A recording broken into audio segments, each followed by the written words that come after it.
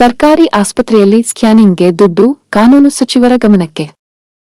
ಮೊನ್ನೆಯಷ್ಟೇ ತೋಂಟದಾರ್ಯ ಜಾತ್ರಾ ಆವರಣದಲ್ಲಿ ನಡೆದ ಘಟನೆಯಲ್ಲಿ 22 ಜನ ಗಾಯಗೊಂಡು ಆಸ್ಪತ್ರೆಗೆ ದಾಖಲಾಗಿ ಸ್ಕ್ಯಾನಿಂಗ್ ಮಾಡಿಸಲು ಹೋದರೆ ಅಲ್ಲಿ 2,500 ರಿಂದ 3,500 ವರೆಗೆ ದುಡ್ಡು ಕೇಳುತ್ತಿದ್ದಾರೆ. ಕಾನೂನು ಸಚಿವರೇ ಏನು ಮಾಡುತ್ತಿದ್ದೀರಿ? ಅದರಲ್ಲಿ 11 ಜನ ಹಿಂದೂಗಳು, 11 ಜನ ಮುಸ್ಲಿಂ ಜನ ಸೇರಿ ಒಟ್ಟು 22 ಜನ ಗಾಯಗೊಂಡಿದ್ದು ನಿಮಗೆ ಮಾನವೀಯತೆ ಇಲ್ಲವಾ ಎಂದು ರಾಜು ಖಾನಪ್ಪನವರ ಆಕ್ರೋಶ ವ್ಯಕ್ತಪಡಿಸಿದರು. ಅವರು ನಗರದ ಪತ್ರಿಕಾ ಭವನದಲ್ಲಿ ನಡೆದ ಸುದ್ದಿಗೋಷ್ಠಿಯಲ್ಲಿ ಈ ಕುರಿತು ಮಾತನಾಡಿ, ಪೊಲೀಸ್ ವರಿಷ್ಠಾಧಿಕಾರಿಗಳೇ, ನೀವೇನಾದರೂ ಕಪ್ಪು ಹಣ ಪಡೆದಿದ್ದೀರಾ? ಯಾಕೆ ಅಪಘಾತವಾದ ಮನೋರಂಜನೆ ಆಟಿಕೆಗಳನ್ನು ವಶಕ್ಕೆ ಪಡೆದಿಲ್ಲ? ಮೊದಲು ಅವನ್ನು ವಶಕ್ಕೆ ಪಡೆಯಿರಿ. ಜನ ನಿಮ್ಮನ್ನ ಪ್ರಾಮಾಣಿಕರು ಎನ್ನುತ್ತಾರೆ, ಆದರೆ ನಮಗೆ ನೀವು ಹಾಗೆ ಕಾಣುವುದಿಲ್ಲ ಎಂದರು. 2ನೇ ತಾರೀಕು ರಾತ್ರಿ ಗದಗಿನ ತೋಟದಾರ್ಯ ಮಠದ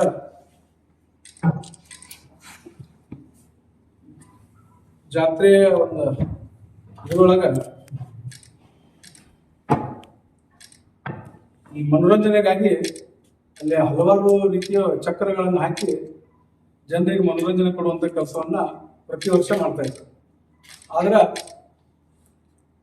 ಮೊನ್ನೆ ಆ ಚಕ್ರ ಮುಗುಚಿ ಬಿದ್ದು ಸುಮಾರು 22 ಜನರಿಗೆ ಅತ್ಯಂತ ಗಂಭೀರ ಗಾಯಗಳು ಮತ್ತು ಹುಬ್ಬಳ್ಳಿಯಲ್ಲಿ ಒಂದು ಪೇಷಂಟ್ ಚಿಂತಾಜನಕ ಸ್ಥಿತಿಯೊಳಗಿದೆ. ಈಗೂ ಪ್ರೆಸೆಂಟ್ ಇವತ್ತು ಈಗಿನ ಸ್ಟಿಲ್ ಈಗ ಫೋನ್ ಹಚ್ಚಿ ಕೇಳಿದಾಗೂ ಕೂಡ ಚಿಂತಾಜನಕ ಸ್ಥಿತಿಯೊಳಗೆ.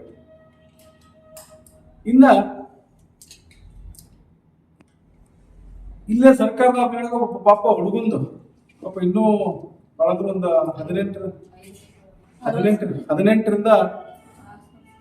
20 ವಯಸ್ಸಿನ ಒಳಗೆ ಹುಡುಗಂದು ಸಂಪೂರ್ಣ ನಡನ ಮುರಿದಿದೆ ಅಂತ ಹೇಳಂತ.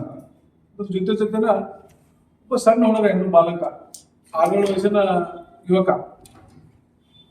ಆ ಯುವಕನಿಗೆ ತಲೆಗೆ ಪೆಟ್ಟು ಬಿದ್ದೈತಿ. ನಾವು ಕೂಡ ಅವತ್ತು ಮಾತಾಡ್ಸಕ್ ಹೋಗಿದ್ವಿ ರಾತ್ರಿ. ಅಲ್ಲಿ ಡಾಕ್ಟರ್ ಎಷ್ಟು ನಿಷ್ಕಾಳಜಿ ಅದಾರ ಅಂದ್ರ, ಆ ಹುಡುಗನ ತಲೆ ಮೇಲೆ ವಸ್ತ್ರ ತೆಗೆದಿಲ್ಲ ಅವ್ರಿಗೂ. ಅಂದ್ರ ಆ ಪೇಷಂಟ್ ಇನ್ನೂ ಚೆಕ್ ಮಾಡಿಲ್ಲ ಅಂತ ಅರ್ಥದ. ಮತ್ತ ಆ ಹುಡುಗನ ತಾಯಿಯೋ ಏನ್ ದೊಡ್ಡವೋ ಯಾರು ಗೊತ್ತಿಲ್ಲ, ಪಾಪ ಹೆಣ್ಮಗಳಿಗೆ ಎದಿಗೆ ಹೊಡೆದು ಬಿದ್ದಿತ್ತು. ಉಸಿರಾಟ ಮಾಡಕ್ ತೊಂದ್ರೆ ಆಗಿತ್ತು ನಾವು ಮಾತಾಡ್ಸಕ್ ಹೋದಾಗ. ಸೌಜನ್ಯಕ್ಕಾದ್ರೂ ಆ ಹುಡುಗನ ತಾಯಿ ಹುಡುಗನ ತಾಯಿ ಅಂದ್ರ. ಮತ್ತ ನನಗೆ ಮರುದಿವ್ಸ ಇನ್ನೊಂದು ವಿಷಯ ಗೊತ್ತಾಯ್ತು. ಗಿರೀಶ್ ಕಾರ್ಬಾರಿ ಅಂತ ಹೇಳಿ ಒಬ್ಬ ಹೋರಾಟಗಾರರು, ಅವರು ಕೂಡ ಅವರ ಆಸ್ಪತ್ರೆಗೆ ಭೇಟಿ ಕೊಟ್ಟ ಸಂದರ್ಭದೊಳಗೆ ಅಲ್ಲೇ ಸ್ಕ್ಯಾನಿಂಗಿಗೆ ದುಡ್ಡು ತಗೊಂಡು ಮೊದ್ಲಾಕ ಬಿದ್ದೋರಿಗೆ ಅವ್ರು ಉಳಿದ್ರೆ ಸಾಕು ಅಂತ ಹೇಳಿ ಬಿದ್ದಾಡಕ್ ಕುಂತಾರ. ಉಳಿದ್ರೆ ಸಾಕು, ನಾವು ಬದುಕಿದ್ರೆ ಸಾಕು ಅಂತ ಹೇಳಿ ಅವ್ರಲ್ಲಿ ಕುಂತಾರ. ಆದ್ರೆ ಅವ್ರ ಕಡೆ ಅಂದ್ರೆ 2,500 ಕೊಡ್ರಿ, 3,500 ಕೊಡ್ರಿ ಅಂದಾಗ ಸ್ಕ್ಯಾನ್ ಮಾಡ್ತೀನಿ ಅಂತಂದ್ರೆ ಪಾಪ ಅಲ್ಲಿ ಬಂದವ್ರು ಯಾರು ಕೋಟ್ಯಾಧೀಶರಲ್ಲ, ಜಾತ್ರೆಗೆ ಬಂದವ್ರು ಯಾರು ಕೋಟ್ಯಾಧೀಶರಲ್ಲ, ಅತ್ಯಂತ ಕಡುಬಡವರು. ಉದಾಹರಣೆಗೆ ಹೇಳ್ಬೇಕಂದ್ರೆ ಗಂಗಿಮಡಿ ಜನ ಅದಾರ, ನಮ್ಮಿಲ್ಲಿ ಸಿಕ್ಕಲ್ಗೆರೆ ಹೊಣಿಯವರು ಅದಾರ, ಆಶ್ರಯ ಕಾಲೋನಿಯವರು ಅದಾರ, ಜವಳಗಲ್ಲಿ ಹುಡುಗರು ಅದಾರ. ಹಿಂಗ ಎಲ್ಲ ಸ್ಲಮ್ ಇಂದ ಬಂದ ಜನನೇ ಅದಾರ. ಅಂತವ್ರ ಕಡೆ ಅಂದ್ರ ನಮ್ಮ ಸರ್ಕಾರಿ ಆಸ್ಪತ್ರೆ ಒಳಗ 2,500 ಕೊಡು, 3,500 ಕೊಡು ಅಂದ್ರ ಇದು ಎಂತ ನಾಚಿಕೆಡಿ ಸಂಗತಿ. ಅದಕ್ಕ ನಾನು ಇಲ್ಲಿಯ ಕಾನೂನು ಸಚಿವ HK ಪಾಟೀಲ್ ಹೇಳಕ್ ಇಷ್ಟಪಡ್ತೀನಿ. ಸ್ವಾಮಿ, ನೀವು ಪ್ರತಿ ತಿಂಗಳ 2,000 ಕೊಡೋದು ಬಂದ್ ಮಾಡಿದ್ರು ಅಡ್ಡಿ ಇಲ್ಲ, ಆದ್ರ ಇಲ್ಲಿ ಸ್ಕ್ಯಾನಿಂಗ್ ದುಡ್ಡು ತೊಗೊಳಕ್ ಹೋಗ್ಬೇಡ್ರಿ. ಮನುಷ್ಯಾಗ ಆರೋಗ್ಯ ಸ್ಥಿರ ಇಲ್ಲಾರ್ದಾಗ ನೀವು ಸ್ಕ್ಯಾನಿಂಗ್ ಮಾಡಿದ್ರೆ ಅವ್ನು ನಿಮ್ಮನ್ನ ಸಾಯಿ ಮಟ್ಟ ನೆನ್ಪಿಟ್ಕೊಂತಾನ, ಸರ್ಕಾರದವ್ರು ಇಂತ ಕೆಲಸ ಮಾಡಿದ್ರು ಅಂತ ಹೇಳಿ. ಆದ್ರೆ ನೀವು ಕೊಟ್ಟ ದುಡ್ಡು ಸರಿಯಾಗಿ ಉಪಯೋಗ ಆಗುತ್ತೋ ಇಲ್ಲ ಗೊತ್ತಿಲ್ಲ ನನಗೆ. ಆದ್ರೆ ನೀವು ಸರ್ಕಾರದವ್ರ ದುಡ್ಡು ತಗೊಳ್ಳಾರ್ದನ ಆರೋಗ್ಯ ಸುಧಾರಣೆಗೆ ಏನಾದ್ರು ಉಚಿತವಾಗಿ ಕೊಟ್ರ, ಹೇಗೆ ನಿಮ್ಮ ತಂದೆಯವ್ರ ಫೋಟೋ ಇಟ್ಟು ಪೂಜಾ ಮಾಡ್ತಾರ ಹಂಗೆ ನಿಮ್ದು ಫೋಟೋ ಇಟ್ಟು ಪೂಜಾ ಮಾಡ್ತಾರ. ಇಲ್ಲ ಅಂದ್ರೆ ಜನರು ನಿಮ್ಮನ್ನ ಬಂದಲ್ಲಿ ಕಲ್ ಹೋಗುವಂತ ಪರಿಸ್ಥಿತಿ ನಿರ್ಮಾಣ ಆಗೋದಂತೂ ಈಗ ನಿಶ್ಚಿತ ಐತಿ. ಯಾಕ ಅಂತ ಕೇಳ್ರಿ, ಸರ್ಕಾರ ಇಡೀ ರಾಜ್ಯದೊಳಗನ ಈ ಸಿದ್ದರಾಮಯ್ಯ ಸರ್ಕಾರ ಬಂದ ಮೇಲೆ ರಾಜ್ಯದೊಳಗನ ಉಚಿತವಾಗಿ ಸ್ಕ್ಯಾನಿಂಗ್ ನಾವು ವ್ಯವಸ್ಥೆ ಮಾಡಿವಿ. ಎಲ್ಲಾ ಕಡೆ ಸರ್ಕಾರದ ಇನ್ನೊಂದು ಸುರಕ್ಷೆ ದೃಷ್ಟಿಯಿಂದ ಅವರಲ್ಲಿ ಅದನ್ನ ಪಾಲಿಸಿ ಮಾಡಿಸಿರ್ಬೇಕು. ಮತ್ತ ಬೇರೆ ಬೇರೆ ಇನ್ನೂ ಹಲವಾರು ಕಂಡೀಷನ್ಸ್ ಅದಾವ. ನೀವು ಆ ಕಂಡೀಷನ್ ಸೆಲ್ಫ್ ಪಾಲನೆ ಆಗೋದಿಲ್ಲ. ಒಂದೇದ್ದು ಇನ್ನು ಉಳ್ಕಿದ್ದವ ಬಿಟ್ಟು ಬಿಡೋದು ಅದನ್ನು. ಒಂದೇದ್ದು ಜಾಗ ಎಷ್ಟು ಶಾರ್ಟ್ ಐತ್ರಿ ಅದ, ಬಹಳ ಅಂದ್ರೆ ಬಲೆಬಾರ್ ಅಂದ್ರೆ 4,000 ಸ್ಕ್ವೇರ್ ಫೀಟ್ ಇರ್ಬೋದಲ್ಲ ಜಾಗ. ಆ 4,000 ಸ್ಕ್ವೇರ್ ಫೀಟ್ ಒಳಗ ಇಂಥ ದೊಡ್ಡ ಆಟಿಕೆ ಸಾಮಾನುಗಳ ಹಾಕಿದ್ರ ಜನರ ಜೀವ ರಕ್ಷಣೆ ಮಾಡಕ್ ಸಾಧ್ಯ ಐತೇನ್ರಿ? ಇನ್ನ ಅವತ್ತ ಯಾರು 22 ಜನ ಬಿದ್ದಾಗ ಆಂಬ್ಯುಲೆನ್ಸ್ ಬರಕ್ ರಸ್ತೆ ಇಲ್ಲ, ಇದು ಪೊಲೀಸ್ ಇಲಾಖೆ ಗೊತ್ತೈತಿ. ಅವರ ಅದನ್ನ ಆಂಬ್ಯುಲೆನ್ಸ್ ಕರ್ಕೊಂಡ್ ಬರ್ಬೇಕಂದ್ರೆ ಎಷ್ಟು ಕಷ್ಟಪಟ್ಟರು ಅನ್ನೋದು ಅವ್ರಿಗೆ ಗೊತ್ತೈತಿ. ಅವತ್ತು ಯಾರ್ಯಾರೆಲ್ಲ ಡ್ಯೂಟಿ ಮಾಡ್ರಲ್ಲ ಅವ್ರಿಗೆಲ್ಲರಿಗೂ ಗೊತ್ತೈತಿ.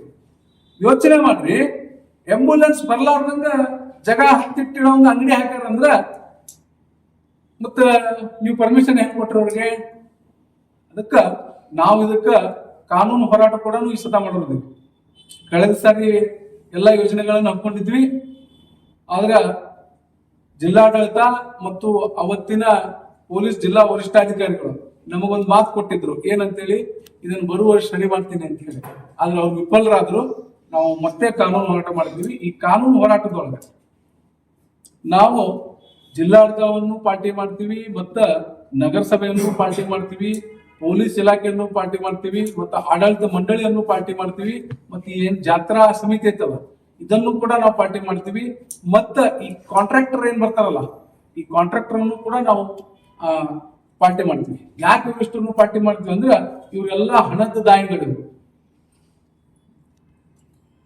ಜಿಲ್ಲಾಧಿಕಾರಿಗಳಿಗೆ ಏನ್ ಲಾಭ ಐತಿದ್ರು? ಈ ಜಾತ್ರೆ ನಡೆಯೋದ್ರಿಂದ ಇಷ್ಟು ಸಣ್ಣ ಕಿರಿದಾದ ಜಾಗ ನಡೀತೈತಿ. 2016ರಿಂದ ನಂದೇ ಲೆಟರ್ ಪ್ಯಾಡ್ ಮೇಲೆ ನಂದೇ ಸೈ ಮೇಲೆ ಕೊಟ್ಟಿನಿ ನಾನು.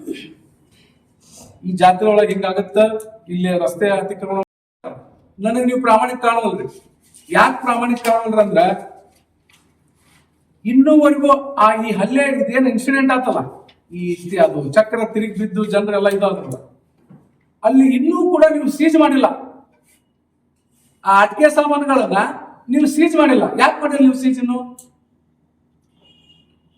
ಮತ್ತು ನಿಮಗೇನಾದ್ರೂ ಜಾತ್ರೆ ಕಮಿಟಿ ಅವರಿಂದ ಅಥವಾ ಅಲ್ಲಿ ಟೆಂಡರ್ ಪಡೆದವನಿಂದ ಏನಾದ್ರೂ ಕಪ್ಪು ಹಣ ಏನಾದ್ರು ಬಂತನು, ಅಥವಾ ನಮ್ಮ ಸಚಿವರ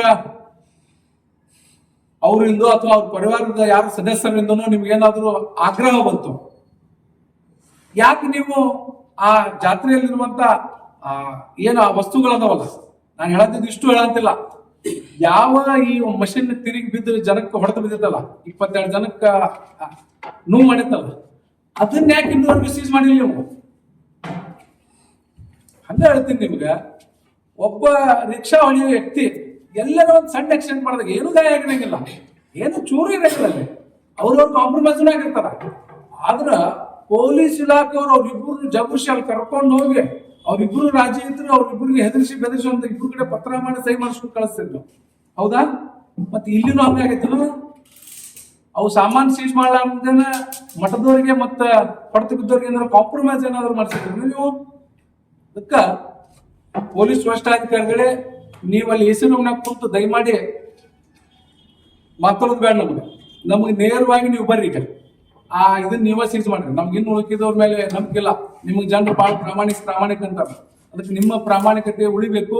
ನೀವು ಪ್ರಾಮಾಣಿಕರದಿರಿ ಅಂತ ನಮ್ಗೆ ಗೊತ್ತಾಗಬೇಕು ಅಂದ್ರ ನೀವು ಈ ಕೂಡಲೇ ಆ ಚಕ್ರವನ್ನ ನೀವು ಸೀಜ್ ಮಾಡ್ಬೇಕು. ಇಲ್ಲ ಅಂದ್ರ ನಿಮ್ಮ ವಿರುದ್ಧನ ಹೋರಾಟ ಮಾಡ್ಬೇಕಾಗ.